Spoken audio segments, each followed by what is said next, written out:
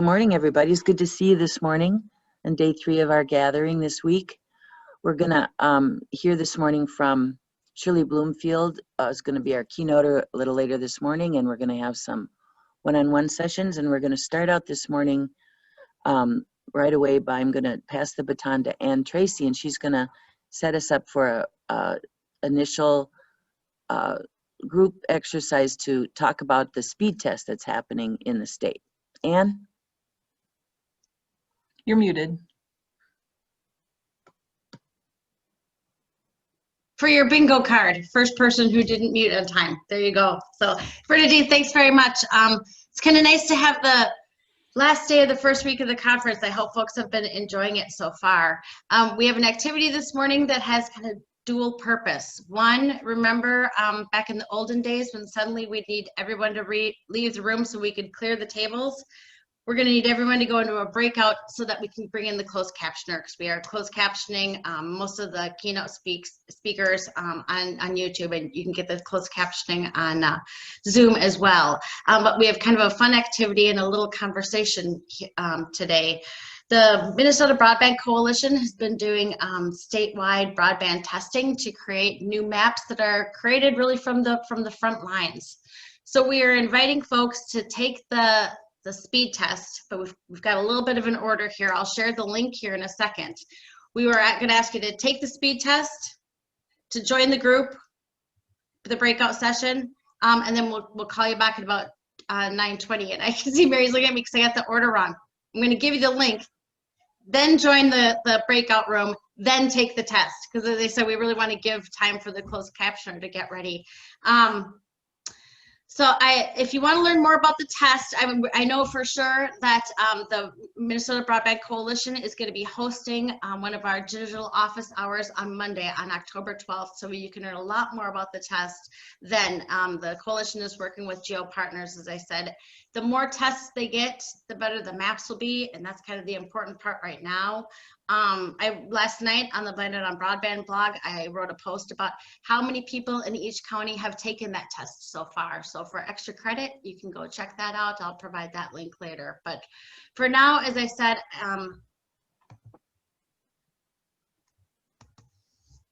there's the link. So just, you can click on the link and come back. And Mary, I don't know if I was too early for you. It's really early because, you know, I thought there was going to be a little bit more intro. Stretch. I know. So well, I'll talk a little bit about next week. Since I've got an extra minute, as I said, the first day, the lunchtime, we've got the Minnesota Broadband Coalition. So next week we have a bunch of sessions. Bill Coleman has set up these awesome Broadband 101 from vendors, national vendors. So those will be fantastic things in the afternoon. And somebody might have to remind me of the exact time, but we will get folks the exact time later. 1 o'clock. 1:30, 1 o'clock, 1 o'clock. Then during the lunchtime, we have sort of office hours. People are invited to bring their lunch and join us. We've got different speakers each week, or each day. So as I said, I know we've got the Broadband Coalition. I know we've got the libraries for another day. We've got, today the speaker is Shirley Bloomfield, and we've got a session set up with her to talk about policy. And again, I'll have to look up that exact day too. So we've got a bunch of different things that are happening, and we'll kind of keep you apprised through email, through the website, through Twitter, and through a bunch of different channels from that way. So that's good. That bought us a minute. This is when my Chicago pace of conversation. Wait a minute. Thanks, Ann. So when we're going to take the test, and then we're going to talk about the results that we get. That's the point, right? What do we see? What do we talk about the results in the breakout sessions? Yeah. Right. So it'll be kind of interesting to hear what the experience is across the room in the breakout. So that'll be good. So that's kind of the purpose. So. Okay. So yeah, reminder: grab the link before you. So grab that link. And it's in the chat. Yes. Then click into the breakout rooms, and then I'm going to set it for 20 minutes. So you'll have time once you're in the breakout room to run the test, and then you can come back and talk about it. Does that work for everyone? All right, and we're just going into 2 little rooms. So are we ready? Thanks, everyone.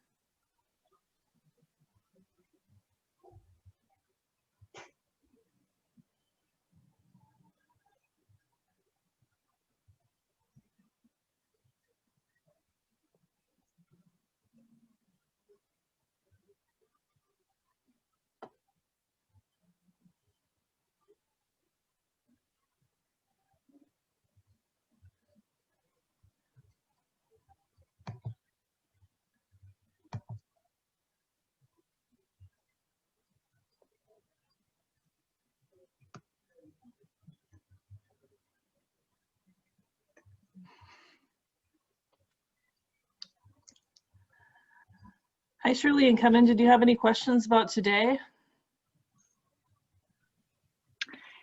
I think I'm good. Thank you, though. Unless I do want to ask you, first of all, Kevin, thank you very much again for doing this intro. Really nice of you. Kevin's on 2 screens today for a couple minutes. But I invited Kevin to go into a breakout room. I'm not sure if he's like here. Oh, there he is. Good. You're muted. I'm trying to do 2 different meetings at once, so I'm jumping between computers. It's really nice of you, Kevin. Not a problem. It's just when you start sharing, different meetings content with the other group, that's when it gets interesting. Yeah. This is that scare we all wished we could be at 2 places at one time, and now we've got it. And don't we regret? Exactly. Why do we think that was a good idea? Yeah. I did want to ask, will we take any questions at all? I mean, or is this just too complicated? Questions are fine. I think for the most part, people have been typing questions in the chat. Okay. The bolder, which means they're not from Minnesota, they'll actually speak up kind of at the end. We usually give some time to do that. Fabulous. Okay, just thought I would make sure. We'll also be monitoring the chat box. People will be typing questions and comments into the chat box. Okay, perfect. And that means what topic is Shirley covering today? What Kevin is doing. Nice. I am going to talk about kind of what the environment that we see ourselves in, what people have learned about broadband, and some of the challenges, kind of, some of the opportunities it's really opened the door for, and then some of, the challenges that we've got really deploying and making sure that we can find, the right solution and affordable solutions and do this as quickly as possible. So that's kind of the general gist. I mean, it's longer than that, but Kevin. Yep, sounds good. Thank you. And are we looking at it pretty much 9:30? Can be on time? Yes. Okay. I'm going to pop back to the other meeting. Sounds good. Bye. Bye. Just want to make sure I could log in. So earlier rather than later is always safer. Yes. Ann or Christy, did you want to go to breakout rooms? No, I'm queuing up tweets to go out here in a second, so that's part of what I'm doing. Shirley, I was just emailing with Colin Reinsmith, who's looking to do some academic research on COVID and broadband. Just throwing that out there. We'd be happy to assist her in any way. We've done numerous surveys with our folks in terms of some of the things that they've seen in terms of change in network usage, as well as applications and obstacles. So yeah, please feel free to let them know there's something. The message, of course, came during the middle of the day yesterday in the middle of the conference. So I did a little speed reading, which somehow I feel the word teen was also in there, so it might have been family stuff, but I'll remember that. And I think Colin is at the is he at Benton? I can't remember now, but I'll try to make that connection for you in case. That'd be great. We do a lot of work with some of the folks over there as well. That's what I thought. Of course, the week is such that until you see people, you're like, oh, that might be a good connection for them. So I'll remember that. That's great. Thank you. And I love your picture behind you, by the way. Thank you. Thank you. My hero. Yeah. Yeah. I am very active with the Women's March Minnesota. We're planning a march in about 2 weeks. So that'll be, we're hoping it doesn't very snow by nice. then. I see we have kind of a gang here. Oh, Springs Eternal. Well, I don't. Go ahead. You can finish your thought. Oh no, I was just gonna say that we. I don't normally kind of do the a lot of the typical DC stuff, but I did go down to the Supreme Court and stand in line for a few hours to pay respects. So. Oh, that's really nice. I'm glad to hear that. That must have been really touching. I mean, I just can't imagine. Powerful. Yeah, very powerful.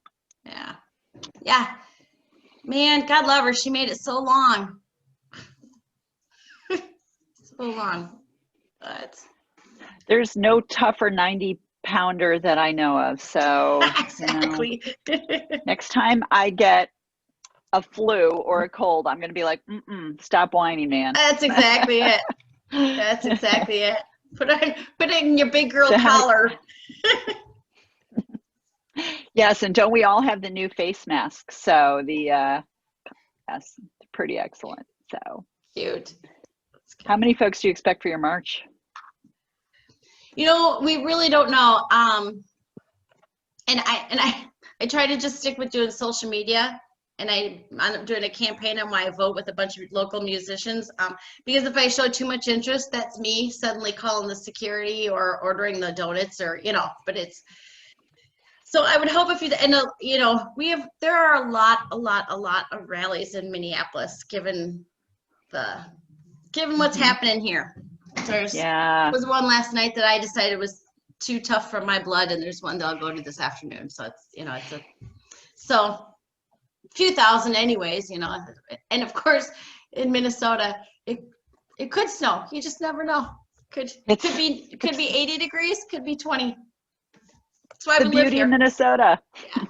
Yeah. So just keep convincing yourself. Yeah, exactly. You know what the line is?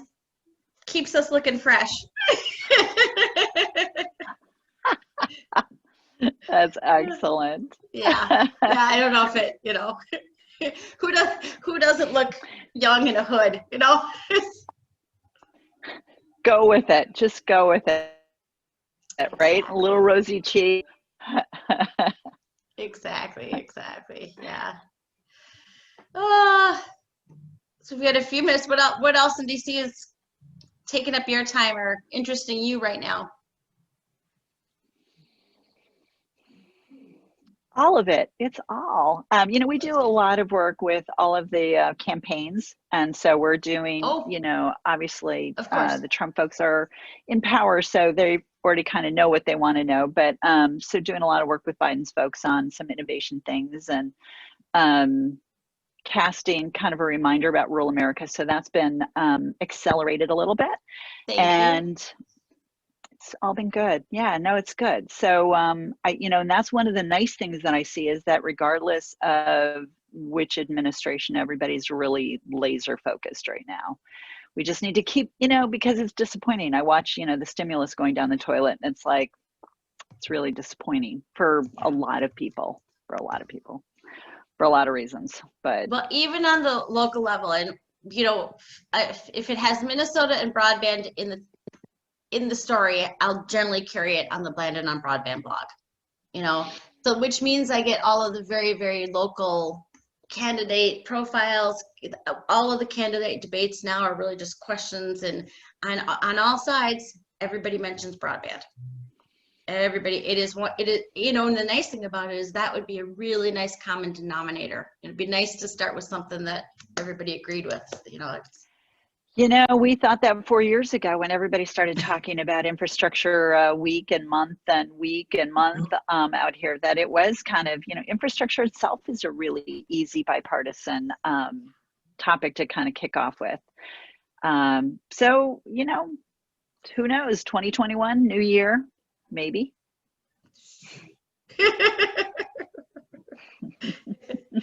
We need 2020, whatever happens, we need a new year. I'll take it. I'll Yeah. take it. Yeah. It's been long. No, but it is good to at least sit. So how's your conference going? It's good. It's you know, it's funny because it's hard to say when you're in the middle of the apple sometimes, but it seems like, Mary, you have a better idea of how many people have been in each session and how it's.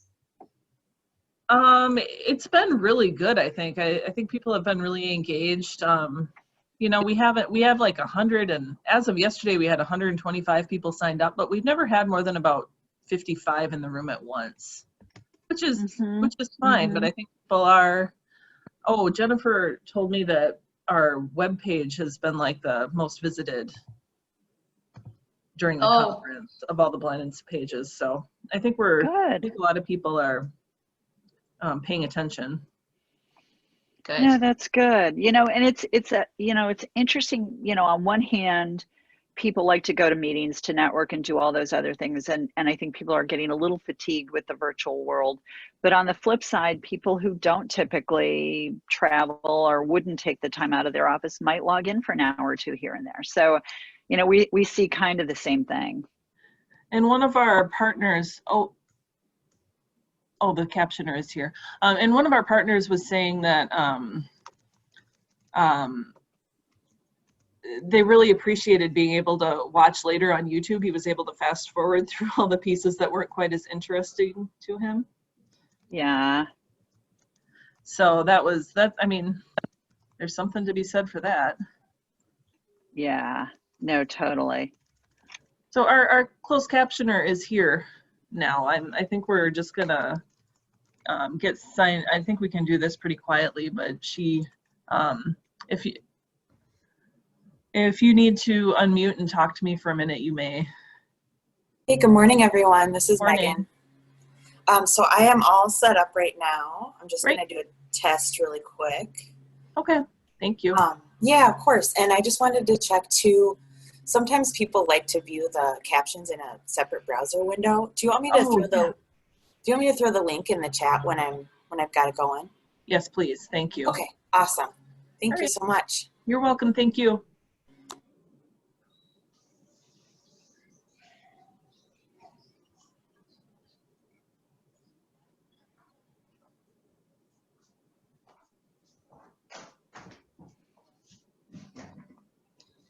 I will say this, the beauty of starting every day with a Zoom call is I have a lot of water because normally I'd be on my third Diet Coke by now. Force yourself to be healthy, right? Or at least have the appearance of.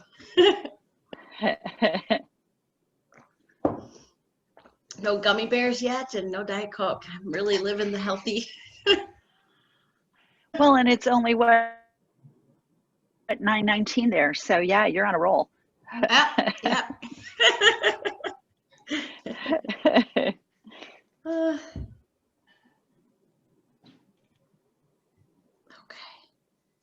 So there's about 7 minutes before everyone comes back. Okay. Hopefully they're having nice conversations. Yeah, I'm trying to think of some of the highlights. With the Broadband Task Force participated yesterday, so that was nice because then they were kind of a captive audience to hear different stories. And we heard from two communities, one county, one city that had gotten broadband funding from the state.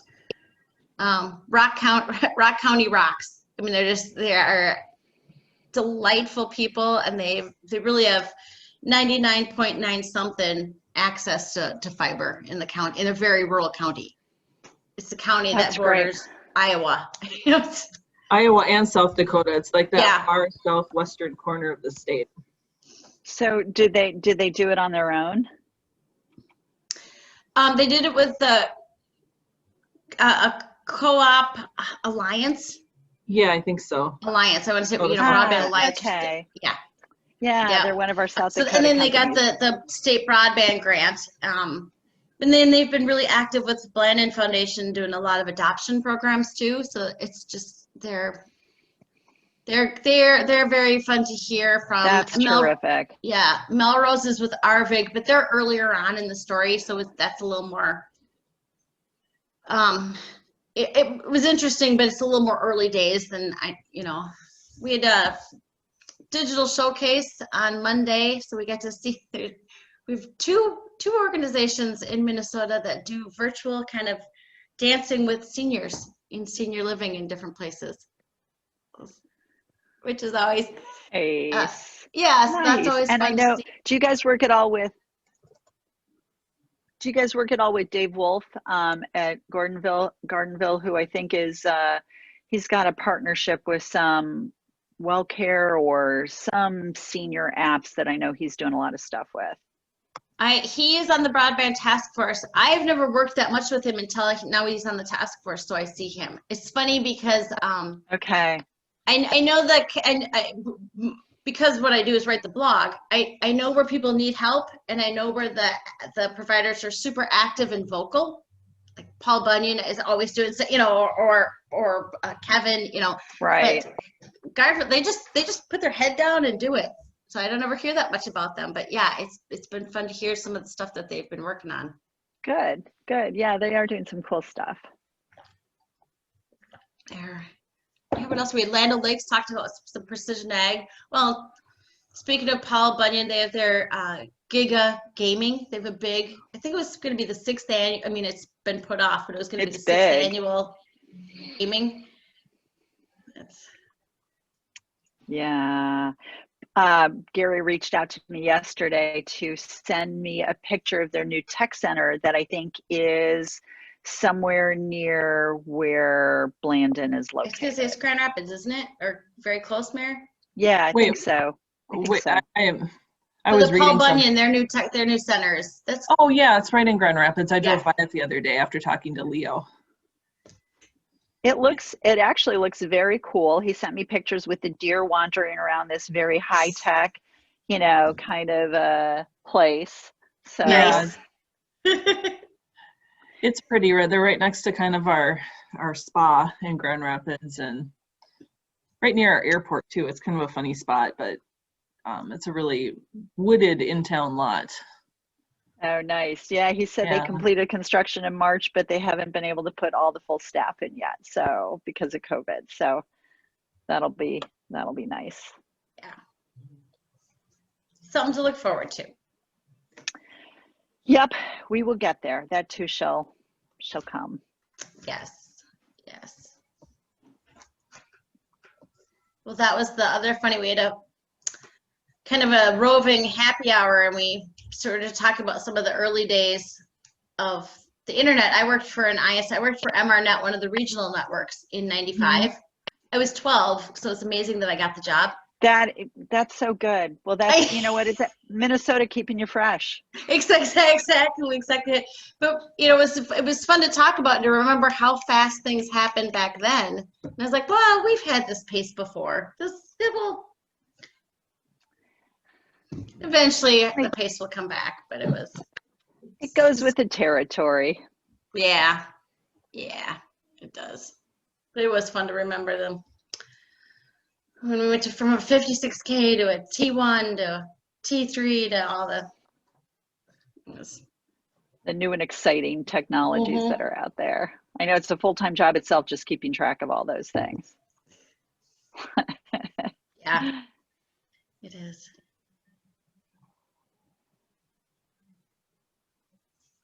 Okay, let's see if my tweets.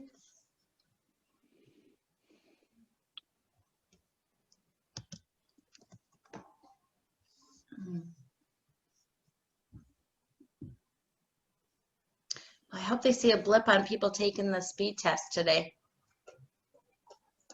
It's too bad that we only had like 11 people though in the room. Oh, well, I did the post last night too though, and I've tweeted a couple times, so I think that'll help them, I hope. All right, why don't I commit to actually taking the speed test and then I'll help. Hey, who's your service provider, Mary? Paul Bunyan. You're okay. If you don't get a gig, I'll be disappointed. Well, I don't pay for a gig. Okay. Yeah, I think I have the 250 megabyte, which is fine because it's just me and my daughter. So. Yeah. Until we get her hooked on some of the gaming. Right. Yeah. How old's your daughter? She's 13. Oh, it might happen. I was gonna say it's. I mean, she mostly just watches YouTube. Yeah. You guys come visit in St. Paul, Anya will have her on TikTok uploading videos at any time.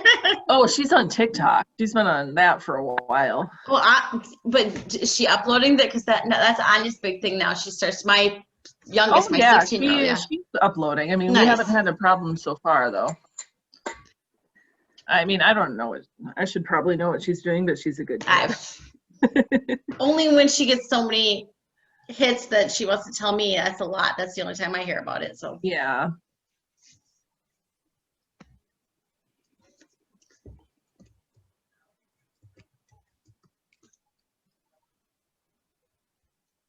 Yeah, everyone should be coming back here real soon. Oh, good. This is how I get my emails done. Yeah. I get on a Zoom and then I can do all my emails and then everybody's happy.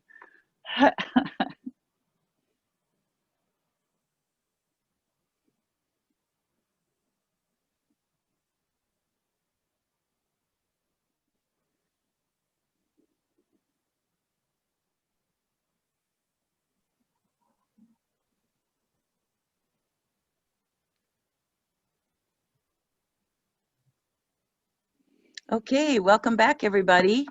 Oh, you know what? I stopped the live stream. I'm going to start that up before you All right. go. One moment, please.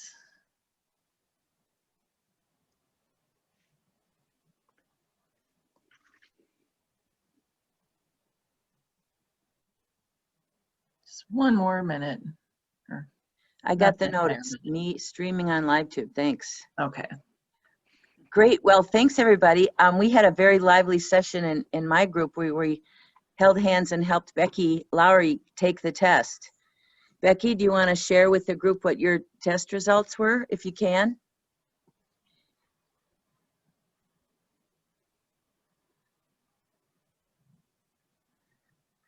You may be muted. You're muted, Becky. You're muted, Becky. Becky, you're still muted.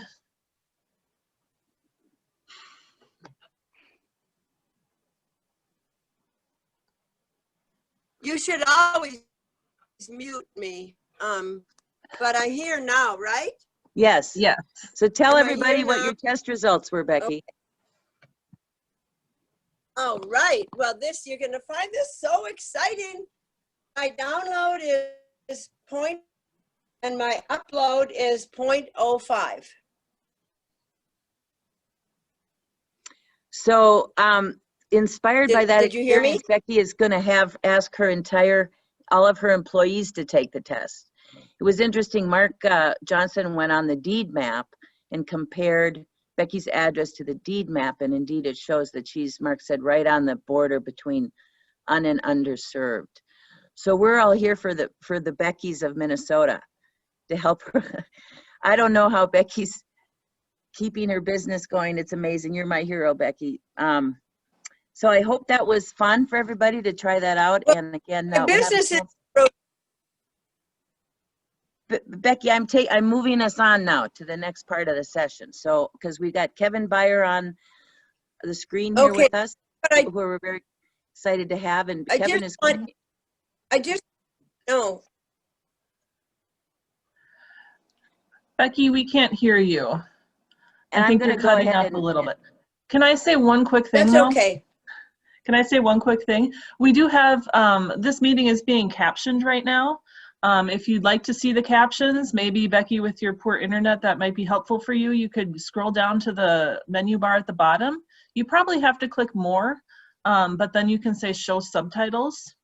And then the captioner also shared with us a stream text link, which sometimes works a little bit better than Zoom.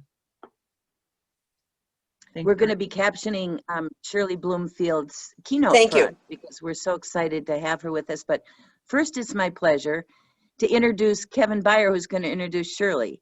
And we've got Kevin joined us this morning because he is Shirley's immediate past chair of the NTCA, the Rural Broadband Association, a national association of rural broadband providers.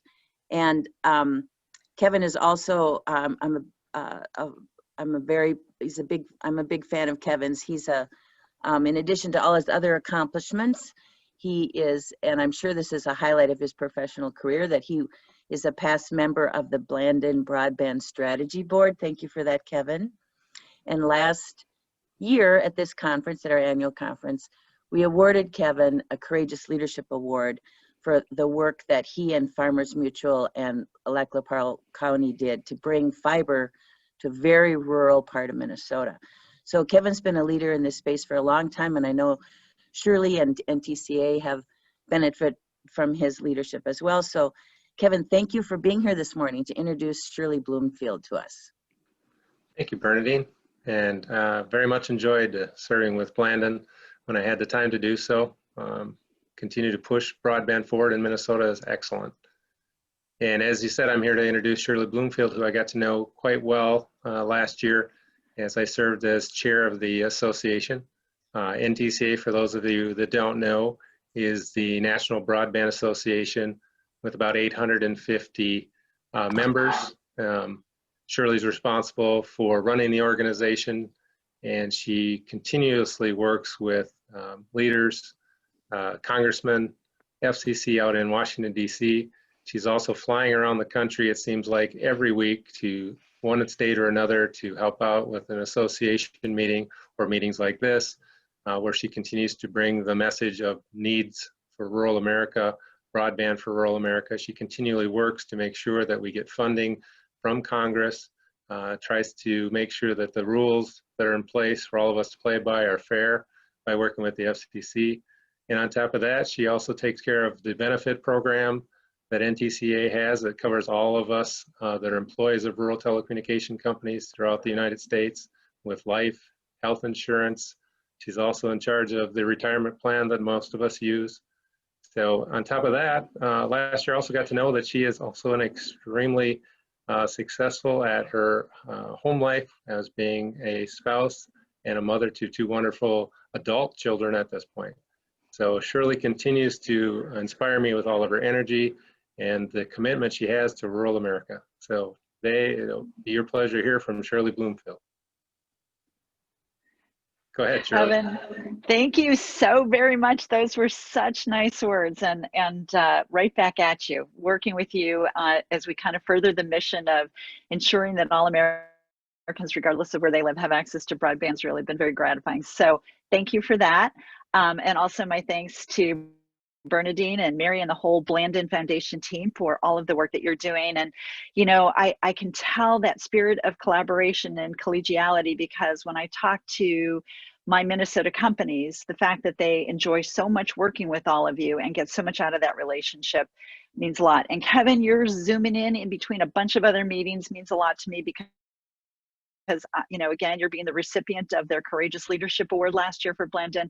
I think is just an appropriate nod to all of the amazing work that you're doing, trying to bring fiber connectivity to rural Minnesota. So my thanks for that. As a matter of fact, I just, one final note before you have to jump, I do want to share that when I looked at your award from last year, it noted how you put an emphasis on telecommuting.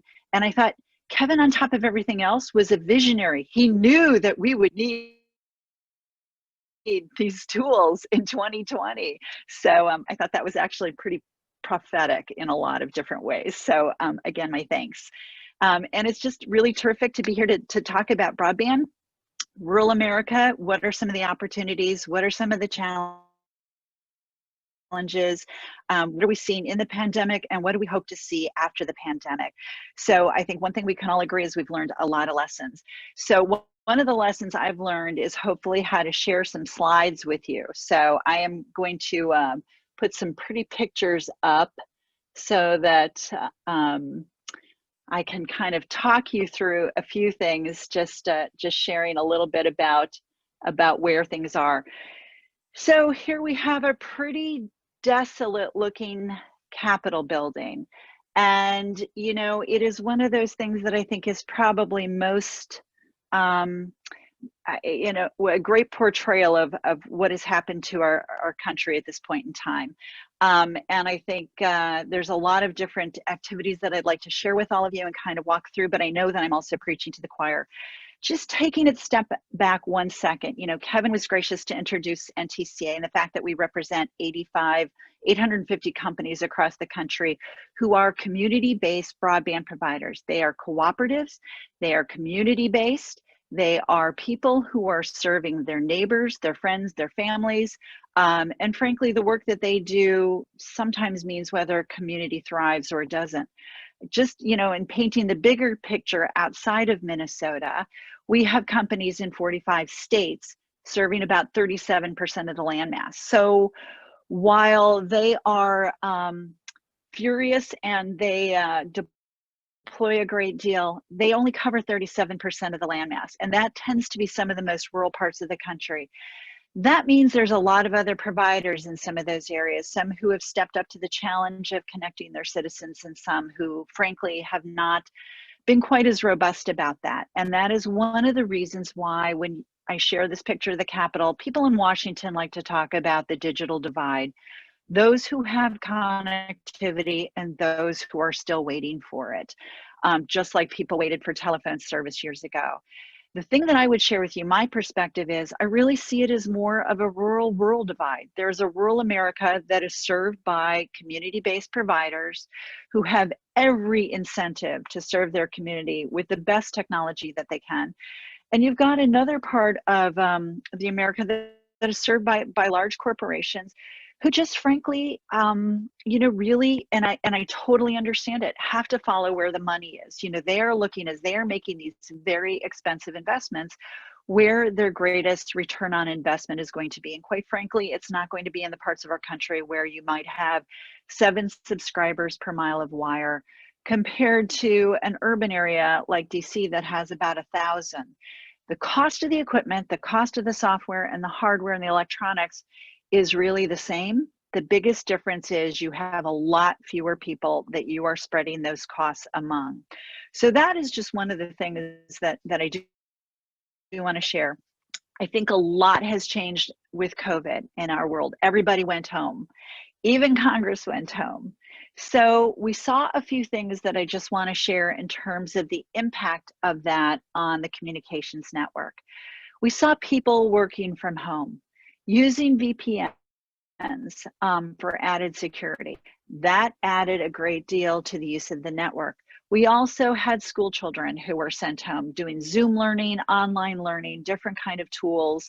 And then we certainly saw people finding ways to de-stress, whether it was through gaming, whether it was streaming video, whether it was watching YouTube videos.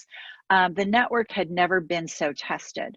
The good news is, while my member companies saw probably about a 25% increase in the usage of their networks, we never had a network failure. We were able to look across the scan of those 850 companies and see that the networks they had built were built to withstand that increased usage.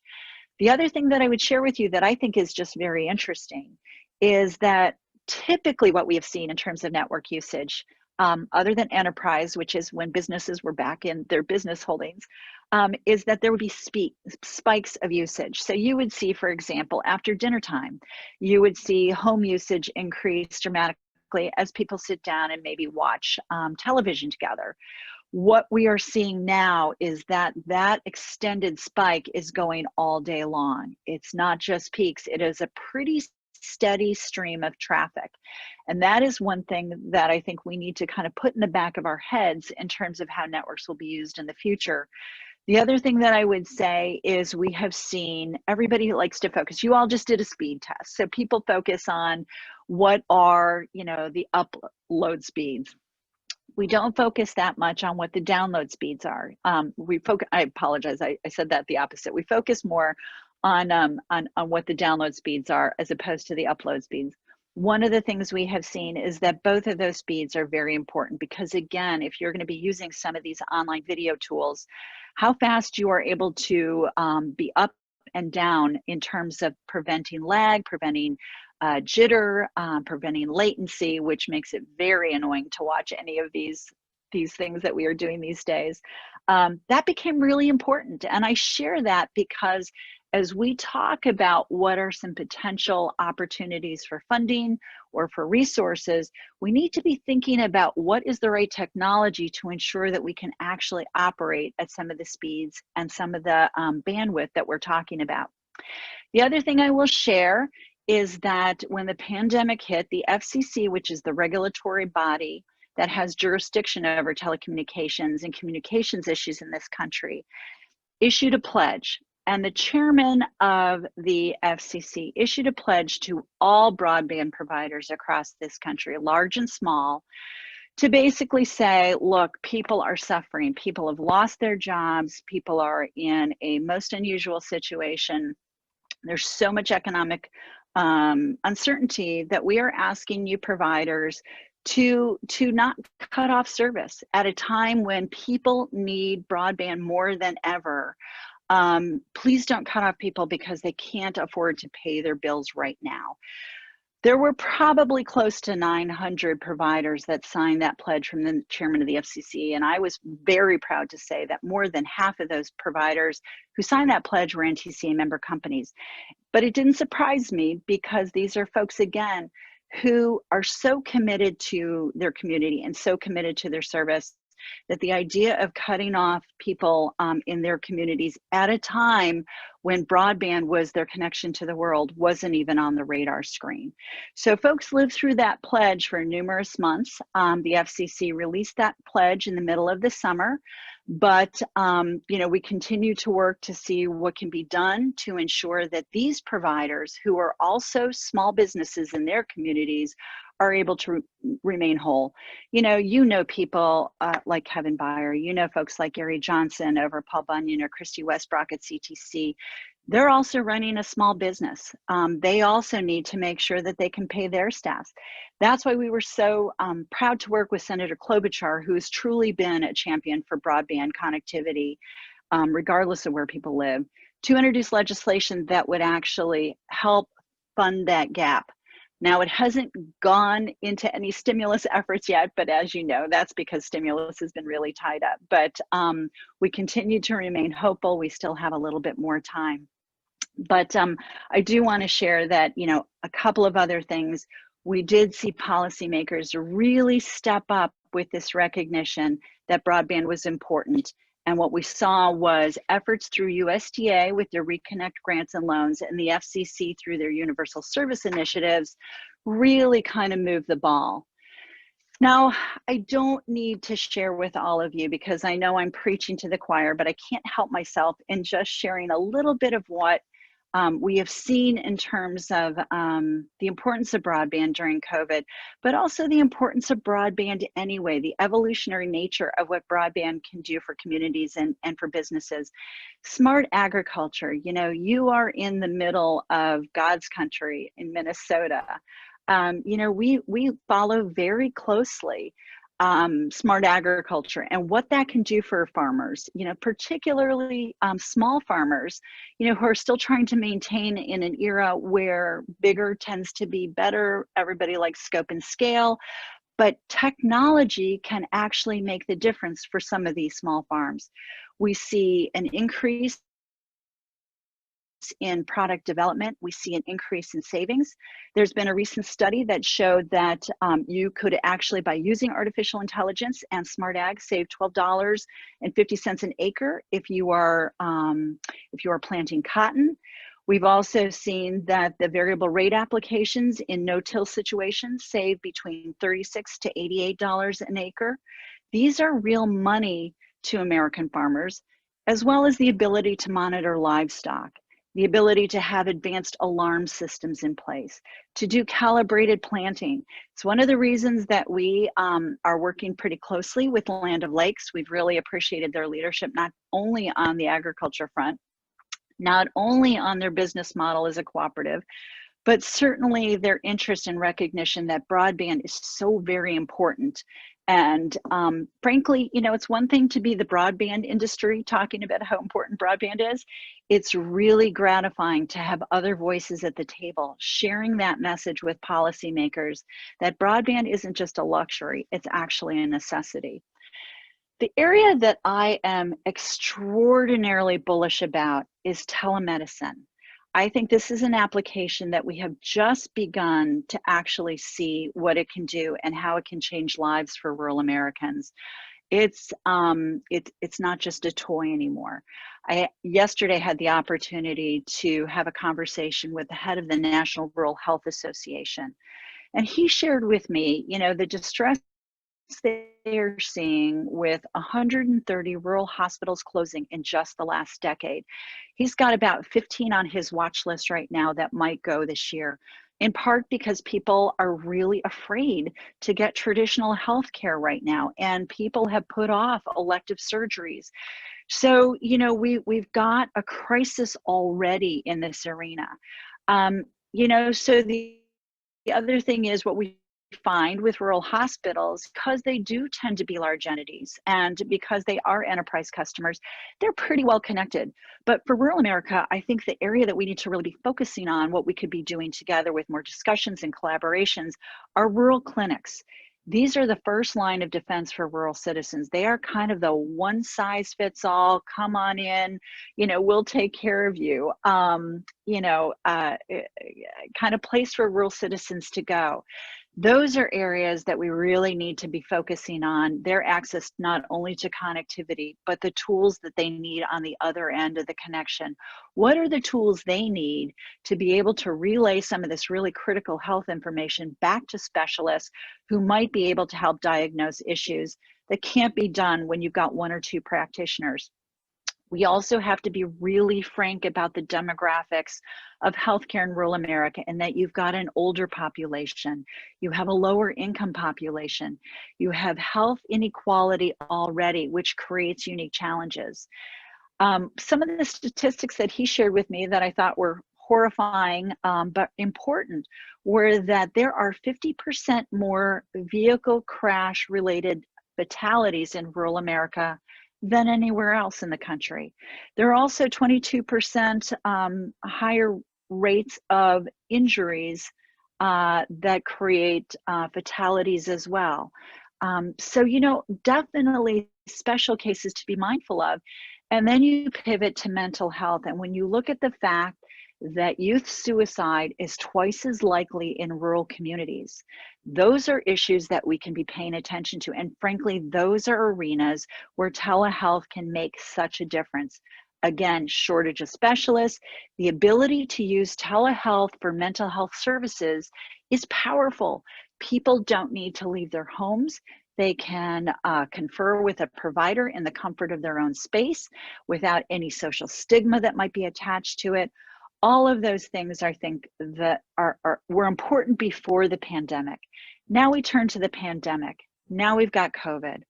One of the things I'm really sorry to see is that, you know, it took a while, but COVID is definitely having a very significant impact on rural Americans at this point in time. You know, early on, it was things that it was outbreaks at meatpacking plants, but now we have seen the spread. I think there was a little bit of a sense that rural America can be immune because by nature, these communities are less dense than we are, for example, here in Washington, D.C. However, it just takes that spread, and the spread happening in a community that might not have access to healthcare, that doesn't have specialty care, where many of the rural small hospitals might have one ventilator on hand. We need to continue to think about how do we use telemedicine to keep people safe, to make sure that they have the care that they need. For example, as Kevin mentioned, we run a benefit plan. So we cover about 50,000 rural Americans in their health insurance.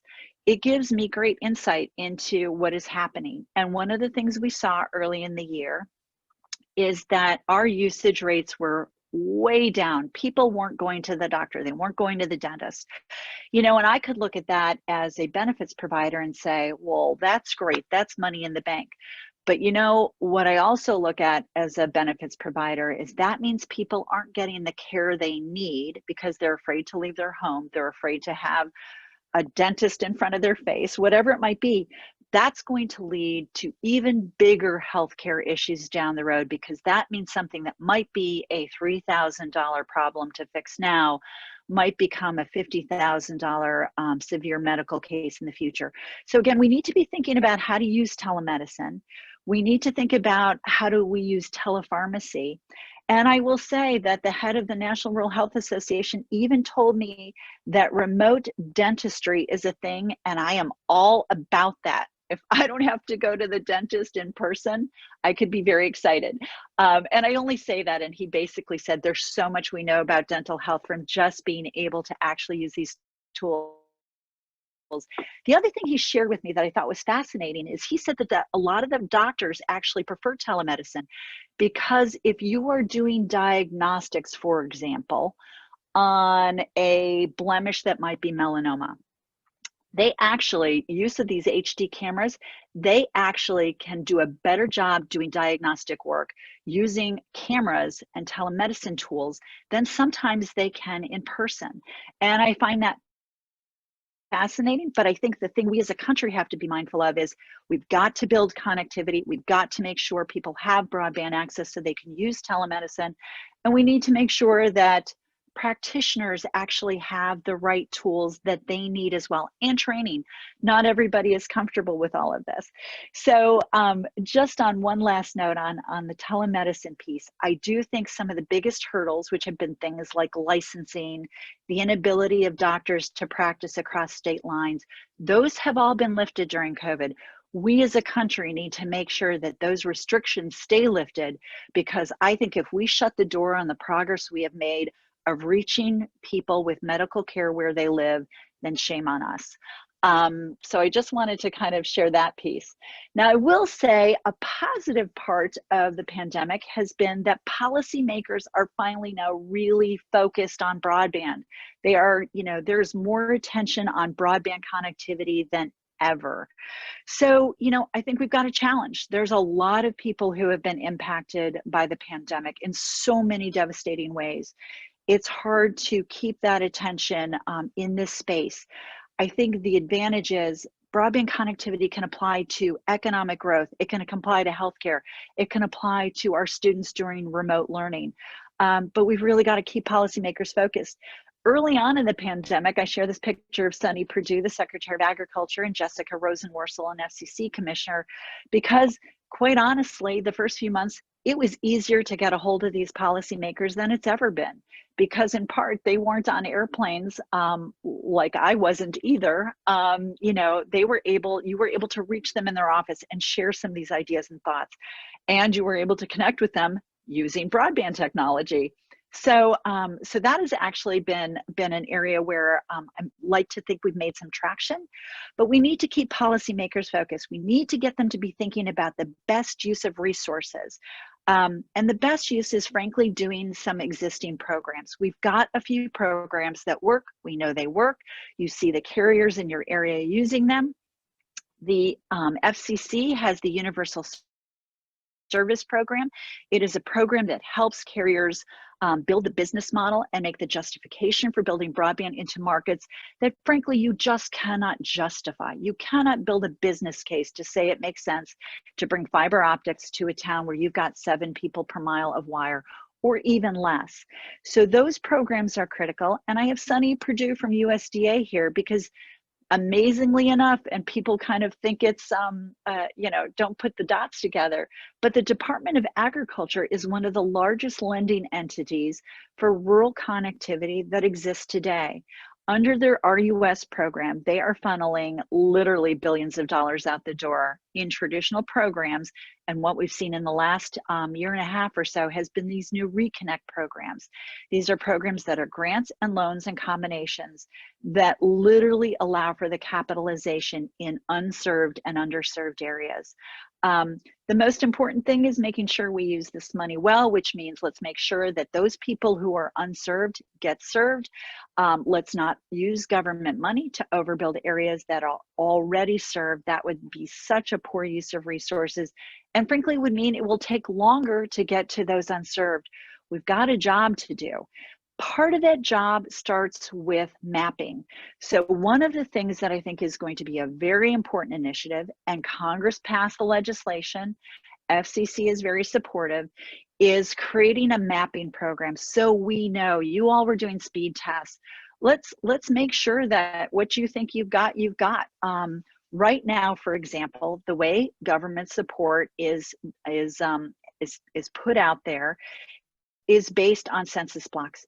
If one household in a census block has broadband connectivity, that entire census block is considered off the books. That means that somebody who wants to utilize a government program can't come in and get government support to build to those 300 other households that might not have connectivity. It is frankly crazy, and I am very much looking forward to everybody moving on some of these mapping initiatives. But in the typical case of Washington, we've passed this legislation and now we haven't funded it. So there is no current funding to actually put up a new, more robust mapping program to again show where the problems are. We can't fix what we don't know, and it's a place we need to start.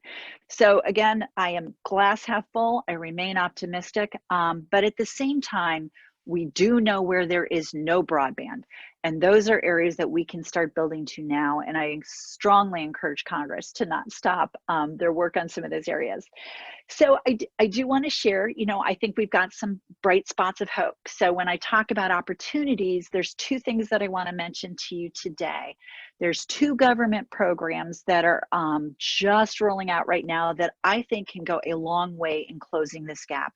One is the Rural Digital Opportunity Fund. It is a new program that the FCC is going to kick off in about 2 weeks. That is an auction program. It will auction off areas that are currently unserved to providers who are going to come in to bid to serve those service territories. These are a lot of the areas of the country where, as I referenced before, some of the large carriers chose never to build. This is a time, frankly, I think, for them to call uncle and say, you know what? Not going to build there, never going to build there. It's time for somebody else to be able to have the opportunity to have federal resources to do so. So that will start off. I'm very excited to see how this program goes. I think we're going to close some gaps. The FCC also recently started their CBRS auction, which is a wireless auction. Now, I will say I am extremely bullish on fiber. I think it is the right technology at the right time. But for those folks who don't have any connectivity at this point in time, where 25.3 might feel like a panacea to them, I think there's going to be some opportunities. And with the use of technology, I think that capacity can go to 100 megs. It's time to try to use some of those technologies to fill the gap. So that is called CBRS. And again, those auctions have just started. So we'll start to see who gets that spectrum and where people choose to build. Now, because I threw out some opportunities, I can't help but also throw out some challenges. We've got supply chain issues. So while all of this building is going on, and that is great news, it is getting really, really tough to get access to things like fiber to home equipment inside the home, because there is so much demand, and because frankly we've had some trade issues with Asia. So what we are seeing is a long delay time. So you know, we are working with the FCC on that, but it also means that just because you get the funding or folks in your community get the funding doesn't mean that things can be built as quickly as they should be. But again, something else to be working on. One of the things that I also wanted to mention, because again, with Blandin based in Minnesota, is that the FCC, recognizing all of the different hoops that broadband providers are going through right now, instituted a new program, which is called the Doer Award. And it is recognizing those private entities, public entities, companies that have really stepped up. And of the 5 carriers that we have in who won this recognition from Commissioner Starks at the FCC, 2 of them happen to be in Minnesota, CTC and Paul Bunyan, for all of the work they had done, doing things like creating broadband in a box, leaving equipment on the front porch for consumers during the pandemic when they couldn't go into customers' homes, to be able to walk through with them how to connect the red wire to the blue hole, to do your own installs. You know, a lot of MacGyvering going on, and that has been very, very exciting for everybody to see, because in part, and one of the reasons I have Commissioner Rosenworcel on here. One other area that I think we need to really be focusing on as a country are school children. You know, I'm in the Washington, D.C. area. I am grateful every single day that my children are grown and I am not wrestling with the things that my team and my staff are wrestling with. How to teach their children from home, how to do that while you are working, how to make sure you've got the connectivity to do all of that. And I show Commissioner Rosenworcel because she is really a leader on talking about the homework gap. How do we make sure that school children in rural Americas and low-income neighborhoods are not left behind, particularly now with remote learning? It's another area where I've been so proud of my member companies putting in hotspots all over their communities. But more than that, we have partnered with a group called Education Superhighway. And what we have our members doing, and they are doing on their own accord, is working with their school superintendents, their state departments of education to figure out where those unconnected school children are and connecting them. The state of North Dakota, you might be stunned to know that 99.8% of school children in North Dakota are connected to internet learning. They have the capability because all of the independent providers in the state got together, sat down with the Department of Education, started working through this in the spring and mapping out where are those kids who don't have broadband. And these companies went and connected those kids. There's so much that we need to be doing because I do worry about this generation and where they're going to be going as time flies here. So just sharing a couple of other things. I think it's interesting to think about what could the pandemic really mean for rural America? What can it really mean? One of the initiatives that we've got here is we started something about 7 years ago, that we called the Smart Rural Community Initiative. It was talking about the fact that you don't need to live in Denver to be smart. You don't need to live in a large metropolitan area. Communities in rural America can be smart as well. And that means partnering with a local broadband provider to utilize broadband to do smart things. So when I think about the pandemic, I think about, you know, what does it mean? I'm reading stories all the time about people moving out of New York City into rural Vermont, people moving out of Chicago to Southern Illinois. What does it mean in terms of potentially the opportunity for there to be a rural renaissance of sorts? Is this the time to be able to share and to really bring people back to rural communities? It's an attractive lifestyle. You have the lower density. People are frankly working from anywhere these days. We've learned that. And as I look at these high-tech companies like Twitter and Facebook talking about, you know, go off and live where you want to and find a lower cost of living, is there a real opportunity for some economic stimulus? But the one thing people are going to be looking for is they're going to look for connectivity. They're going to want broadband access. That is going to be the first thing that they're going to be thinking about. It used to be, you know, what do your schools look like? It used to be, you know, how close to are to an airport. Now it is going to be connectivity. So we use our Smart Rural Community platform to tell the story. It tells the story about how broadband providers partner with their communities to do public safety, to create, this is a picture we've got in Kansas of it's an entrepreneurial workshop, you know, where folks can come in to get connectivity to do the work that they want to do and do it where they need to do it. We've got 150 of these smart rural communities across the country.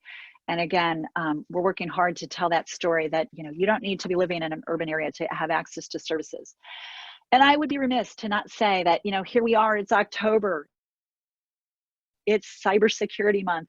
One of the other things that we see from the pandemic that is so distressing, frankly, bad times bring out bad actors, right? So we've got folks learning from home, working from home. We have seen threats per some of the cybersecurity folks that we work with high up in the government. Threats are up about 26% because they know people are working over networks that are not secured as what they were working on in the office. That schools have the inability sometimes to be able to connect kids without firewall protections. So it just brings out bad players. So it's something I just want to share with you that we are very, very focused on. And one of the things we've even done is we've created a cyber threat information sharing platform for small networks so that we can share among our folks what is happening, what are the cyber threats, what are the phishing attempts, who is trying to break into these networks, because it's frankly frightening. Every time I delve into this area, I jump right back out because I get scared when I see what's actually going on behind the scenes. But again, even rural communities and the networks that are managed there for your local bank, for your local government, all of those things need to be monitored as well. So just kind of concluding, sharing a few thoughts, where do we go? One of the things I do want to share with you is, again, with the pandemic, people are talking a lot about broadband. They're talking about, we have seen that the challenge of this prolonged pandemic have caused all of us to think about what we value most: connections with family and friends, a reliable job, health and safety, and technologies that make it all possible. But we also know that not all Americans have the same experiences when it comes to services that are supported by high-speed internet connection. And this pandemic has really shined a bright spotlight on the need to connect all Americans with the best possible broadband, no matter where they live. So the problem is, there's a lot of opinions on what does the best broadband mean. To some, it frankly means good enough. It means good enough speeds that might sound okay today, but don't make sense when you're building a network that is meant to last. The analogy I like to think of is, when you know that you're going to need a super highway in 5 years, why would you put in a dirt road? Why wouldn't you do it right the first time? So we are partnering with the Fiber Broadband Association to really carry the message with policymakers now, but particularly as we have a new Congress come in, and whether it is the Trump administration or the Biden administration, to talk about how good enough broadband isn't good enough. We need to aim higher. We need to do better. We think we have an obligation to people across the country to do that. And I think we need to keep that mindset as we move forward. So with that, the only other thing I will share is we also need to think about every tool in the toolkit. Who can people work with? We've got a number of cases where companies in Minnesota, as prime examples, but also Wisconsin and Iowa and all across the country, are trying to work together, where my local broadband providers are working with their local municipalities, working with your state government. I will give you props. Minnesota has probably the best state program I see across the country. When I have the opportunity to share with people, I'm always like, look at Minnesota, look at Minnesota, look at Minnesota and Wisconsin. They both have done some great things. But we need to think about what we can also do to incentivize these partnerships. How do we get providers to work together?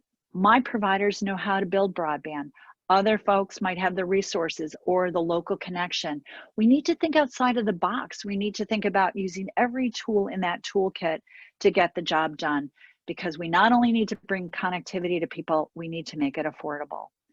So with that, that was a lot of like blah, blah, blah. And I figured it might be nice now to honestly get a chance to talk a little bit about this stuff. This is where I learn a lot, is from what's on your mind and what kind of things we can share with one another. So I will turn it back to you.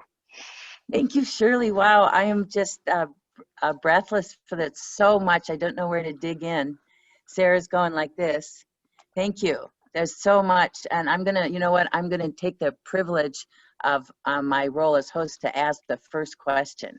Okay, I have so many, but I'm going to lean in because, you know, it really is a privilege to have you here, and thank you for your leadership of the industry and being a voice for rural broadband providers. And we really see here in Minnesota, as I know you do across the country, the difference that a community-centered, community-minded, community-based provider means for the vitality of the community. And we love our community-based providers and our co-ops here in Minnesota. And we see how important they are to the big blue, green blotches on the rural Minnesota map that Angie and Diane monitor. And I hope we can talk a little bit more about mapping. But I think my most pregnant question for you, given your relationship and with providers of all sorts, and you know that their world well, you talked about how important it is for us to work together and as providers, you know, and for the provider community in creative ways. Could you talk more about what does that look like? And in particular, you mentioned that really intriguing example of serving, a provider serving, and I missed the state, Shirley. Was it North Dakota? But could you talk more about that example of providers and what does it look like and how can we, the rest of the community, the ecosystem, help create conditions for providers to work creatively together? And I asked that in part, I'm just going to make one more piece of context to share too with the group, that here in Minnesota is an example of that, of partnerships and trying to think creatively out of the box. Governor Walz, in the face of the pandemic, to help address the pandemic, called on philanthropy and Minnesota's business sector to come together to try to generate resources to address the digital divide for our state students across Minnesota.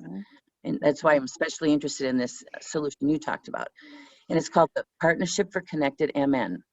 And in our case, it's the Minnesota Business Partnership, which is, major companies in our state, big philanthropies, so Blandin Foundation and Minnesota St. Paul Foundation, Best Buy, Comcast, so some of our provider partners, and others have raised and now distributed $2 million of grants in just 6 weeks. It was phenomenal. For digital learning and students, support schools and supportive services, devices, connectivity, and supportive services. And now we're trying to think, what can we uniquely do together? We have this container of public-private partnership that wants to help close this, meet the immediate need without just water into sand, while we want to build a bridge to the future too, not just a Band-Aid. So that's why we in Minnesota, I think, are really posed to deploy some solutions, and I'm really interested to hear more from you about examples you've seen of how providers or states or other communities are coming together to respond in creative ways. That is a loaded question, Bernadine, and there's so many exciting things that are out there. So first of all, congratulations to all of you for taking that initiative. The piece I always worry about a little bit with some of that is sometimes it is those communities that have the most resources that know how to get more resources, right? So sometimes I see a vicious cycle of those communities that might be less affluent or less plugged in, sometimes are the ones that get left behind. So that is where I'm really a fan of state efforts, because I think the state is able to pull who's that rural community that might not have a liaison or might not have a community-based provider or might not be thinking about taking that initiative. So the example that I shared was North Dakota. And one of the things, what they did in North Dakota was all of the independent providers and co-ops there belong to an entity called DCN, which is Dakota Central Network. They pool their fiber together. It just happens to be, there's about 30 states that do it. Minnesota has a couple of entities that people have kind of band together. They don't have one unified one, but they've got a few folks, entities that have basically pulled different companies to the table and said, let's figure out how to take all of your fiber optics and we can put it out there as a tool for businesses or state government bids or some other things. So that collaboration is kind of the first piece. So what they did in North Dakota is they all came together under this one umbrella, and they used that one umbrella, that one contact point, which also makes it easier for state governments so that they're not getting 20 people pinging them, and said, okay, now you tell us, because you work with all of your local school systems to figure out where the kids that are unserved. Again, instead of those well-connected school systems knowing where their kids were and those smaller, poor school systems not having the resources, the State Department of Education for North Dakota took that task on. They collected all of that information and then they gave it to DCN. So all these carriers are sitting around the table and they basically said, here's the list. All right, who's got this? Who's got this? Who's got this? Who's got this? And they literally sat around the table and, one company, Polar, took 160 school kids, and Alliance takes another 120 school kids, and they figure out where they needed to go, and so it was coordinated, so it made it efficient, and it also made sure that no communities were left behind. So we have been working to connect the dots with Education Superhighway, who has taken the lead on the education piece, because that's not necessarily our sweet spot. And we bring the carriers to the table. You in Minnesota have a terrific setup in that you've got a very strong broadband office. You've got a state government that has shown support for broadband connectivity. You just need that hub point. You just need that central point of saying, well, who's going to coordinate it so we don't have folks left behind. But your initiative is really important, because one of the things we find is that support is needed, and there's a program called the E-rate program that helps offset the cost for families of students who can't afford broadband connectivity. It's a really important program. I would tell you right now, the amount that it is in that program is not enough. So what can, as you talk about folks in Minnesota coming together, or the state government putting some money, you know, yeah, they need the devices, but also having the ability to offset the cost of the broadband for students is really important, because again, while I will say your community-based providers have stepped up, they can't step up forever. You know, at some point they've got to, again, keep building the network. So, you know, while they've done a lot of this stuff for free, you know, we all know how that goes. At some point that the well runs dry. So we need to make sure that there's programs out there. So I'd be happy to connect you with, again, you've got a few folks, entities in Minnesota that are connecting folks together to aggregate their fiber. Those are some easy places to start. You also have broadband task force. You're kind of honestly ahead of most states around the country in terms of having conversations. Shirley, I always hate it when people say that about Minnesota. It's like, really? I mean, because it's like, oh, we aspire for so much more. So Sarah Johnson, who's with us, has a really wonderful and kind of pointed follow-up question. We're all just listening to what you're saying about this. So Sarah asks, is there an instance that you could share with this DCN program where they were able to help work through with a provider who wasn't working well, who didn't play well with others, kind of like a peer monitoring or pressure situation, norm setting, that kind of thing? That's a really, really good question. Yes, there's definitely been ongoing instances of things like that. And I think that it's interesting. So when they've had some of these discussions, and not DCN that I know of, but I do know there have been instances across the country as people trying to get connectivity. I will share one. It's not school children oriented, but I went to North Dakota early in the year to do a Reconnect Grant award. And before I went, a lot of people reach out to me on LinkedIn, and they're always like, help me, I don't have broadband. And I'm like, well, I can't really build it for you, but tell me where you are and let's see if we can connect some dots. So a gentleman reached out to me and he said, I'm in North Dakota. I have 3 huge farms. I can see it across the road. I can't get it. Served by a large carrier. So as I was going to North Dakota and I reached out to the manager who was getting the big Reconnect award, I said, so this farmer, he's reached out to me, do you know him? Is he anywhere near you? He said, he's going to be part of my Reconnect grant. So, you know, able to kind of connect the dots that because of this RUS program and because the large carrier was choosing not to serve it, interestingly enough, as soon as the Reconnect grant was awarded and announced, the other provider amazingly started to build broadband connectivity to folks in that area. So what we do find is sometimes even just announcing these initiatives will sometimes spur some of these carriers who aren't kind of picking up some of the load to actually build, but not always. The other thing is we do work with people to kind of cry uncle. So in the case of the school children, you know, it is that sense of, are you going to build to that neighborhood? If you're not, we're going to. So I do think, you know, the ability to kind of use some of these resources to try to do what you can to connect, you know, it's just, it's a tough thing because again, you're talking about business models that are vastly different. But I do think we are seeing, interestingly enough, more of the large carriers are now starting to build fiber deeper and deeper into their rural networks, but they are building it to do backhaul for 5G, not necessarily to take it off of the line to reach those farms, to reach those houses, to reach those rural residents.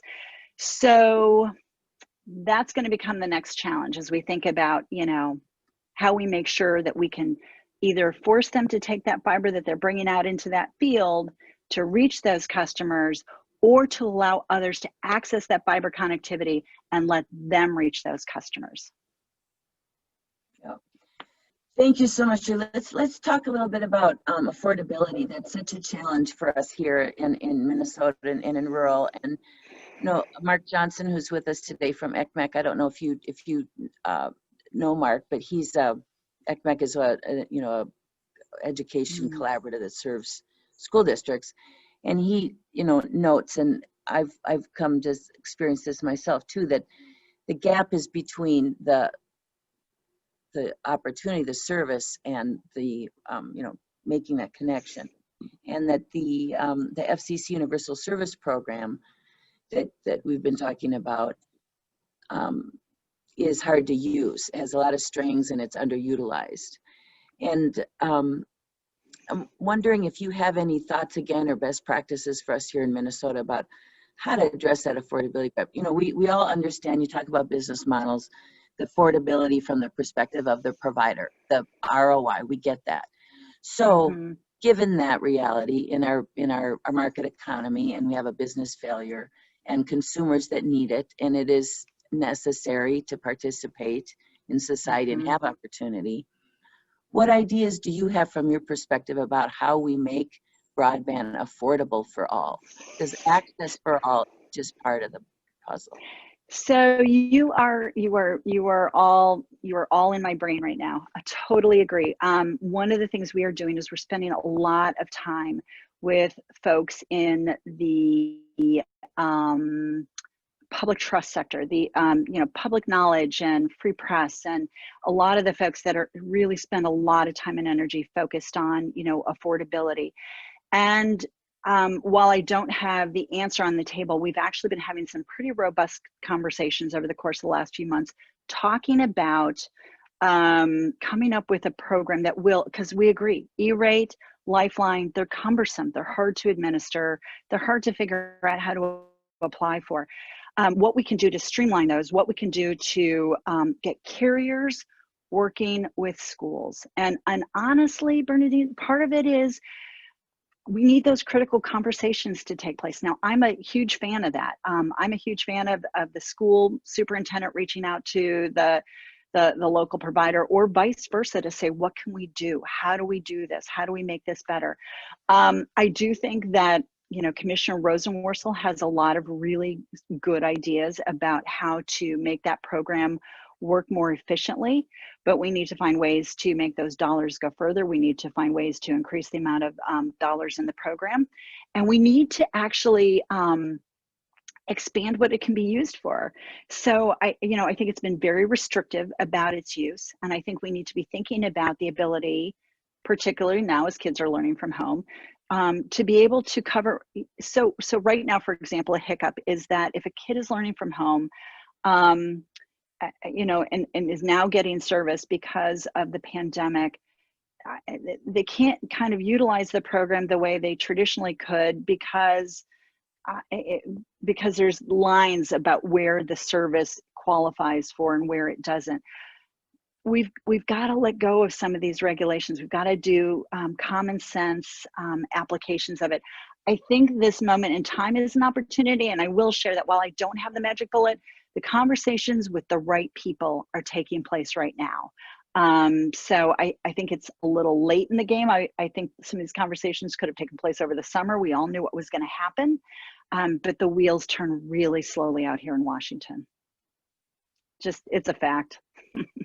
Thank you, Shirley. So we have a question from Teresa Kittredge, who is the founding president of an amazing organization here in Minnesota called 100 Rural Women.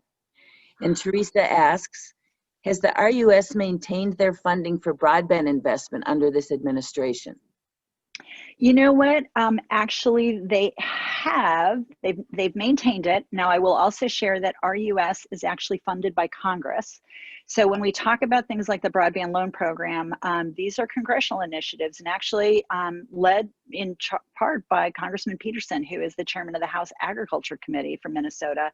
They have not only maintained the traditional program funding, but have put, like I said, I think we're at 1.2 billion for the Reconnect program.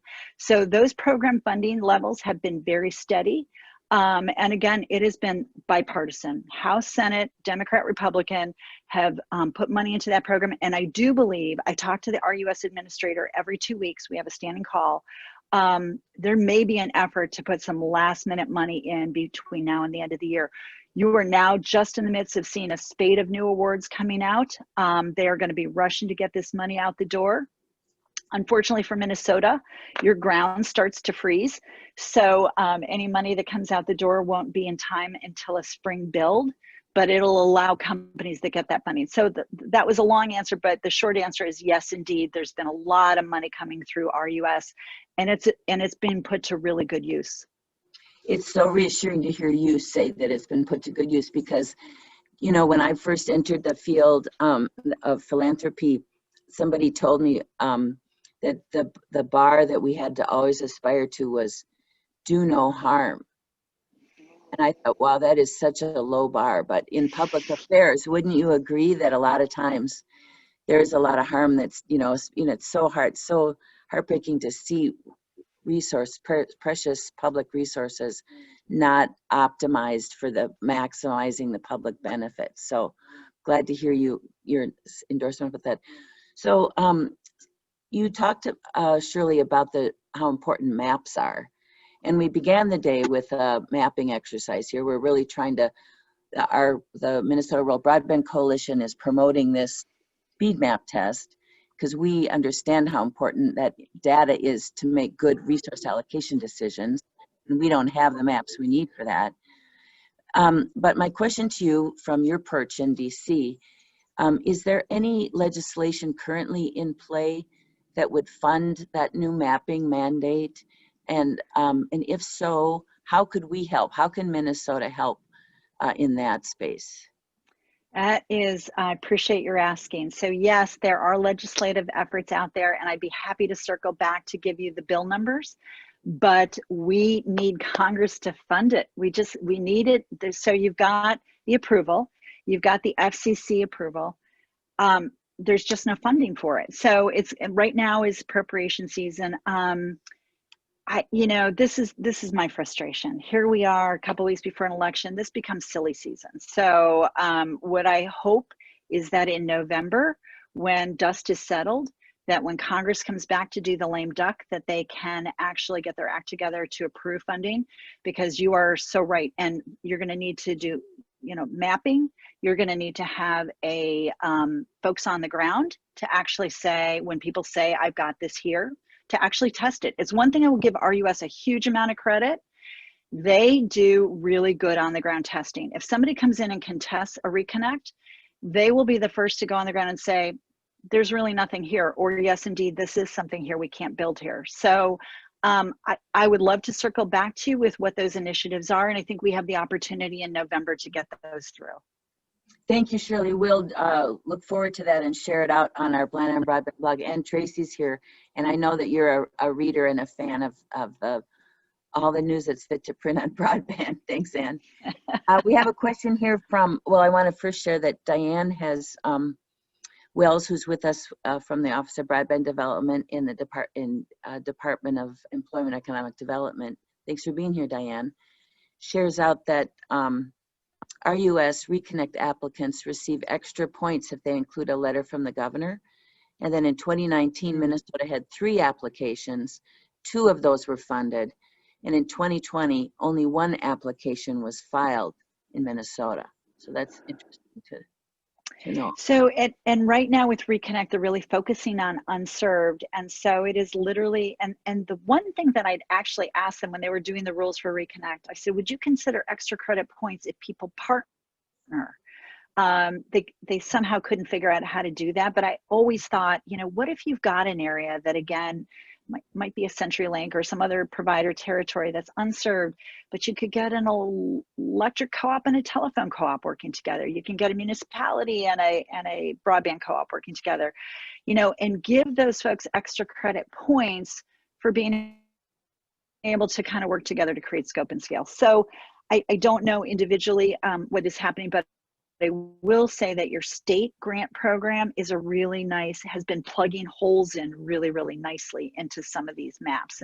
And that's been a great addition. So I guess I'm understanding now from your answer that maybe why we have so few is because we don't qualify, we're too well served. This is for unserved. Could that be part of the reason that we It just really focuses on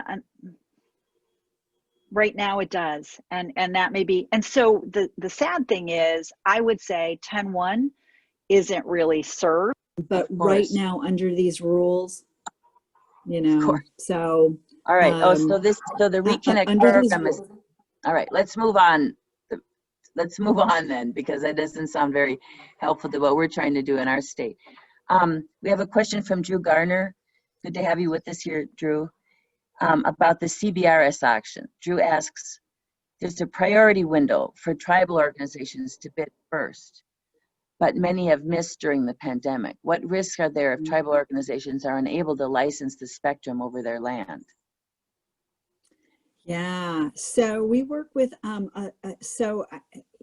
we work case by case with a lot of tribal entities to try to, those areas frankly will still probably not get covered. So one of the things I would recommend for folks who are focused in on that area is there's a special tribal affairs office over at the FCC. I find that they are the best advocates through every one of these different regulatory programs to go back in and talk about whether it was missed opportunity, missed deadlines.